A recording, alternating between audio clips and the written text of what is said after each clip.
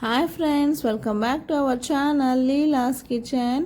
ఇవాళ మనం మెంతి కూర లేకుండా మెంతి పప్పు చేసుకోవడం ఎలాగో చూద్దాం రండి.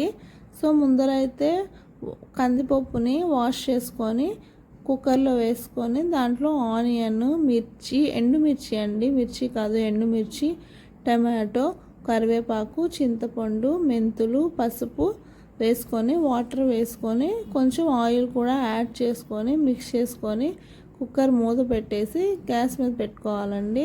పెట్టుకున్న తర్వాత ఒక 2 విజిల్స్ రావాలి. సో వచ్చాక ఆవిరంతా పోయిన తర్వాత ఓపెన్ చేసుకోవాలి.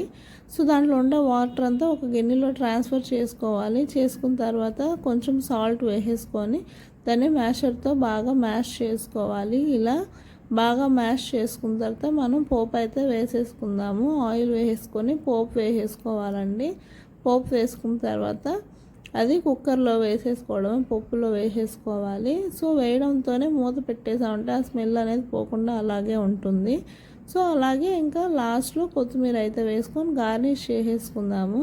అంతేనండి, ఎంతో టేస్టీగా ఉండే మెంతిపప్పు రెడీ అయిపోయింది. సో మీరు ట్రై చేసి ఎలా ఉందో కామెంట్ చేయండి. Please subscribe friends. అలాగే షేర్ చేయడం మర్చిపోకండి. Thank you.